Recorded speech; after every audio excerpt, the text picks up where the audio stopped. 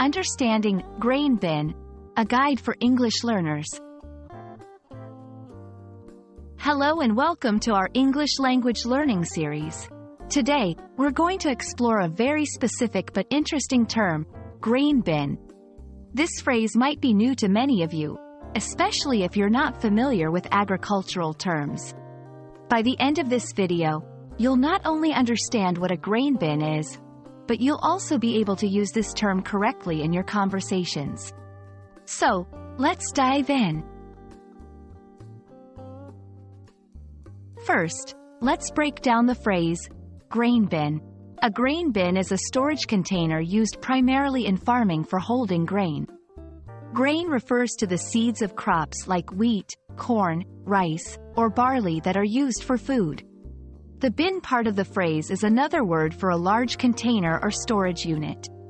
So, a grain bin is essentially a large container for storing grains. Grain bins play a crucial role in agriculture. They are used to store grains safely after harvest. The main purpose of a grain bin is to keep the grain dry and protected from pests like rodents and insects.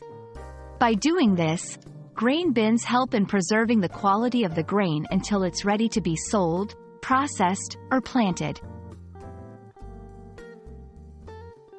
It's important to note that grain bins are often confused with silos, but they serve different purposes.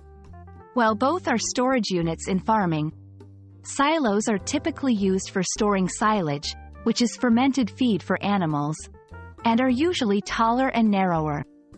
Grain bins, on the other hand, are more cylindrical and are specifically for dry grains. Although grain bin is a term mostly used in agriculture, it can sometimes be found in everyday language, especially in regions where farming is common. You might hear phrases like, saving for a rainy day, just like storing grain in a grain bin, to imply the importance of saving or being prepared. I hope this video has given you a clear understanding of what a grain bin is and how it's used, both in farming and in language.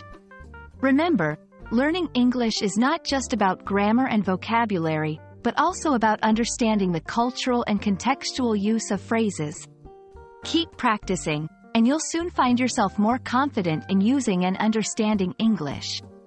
Until our next video, happy learning!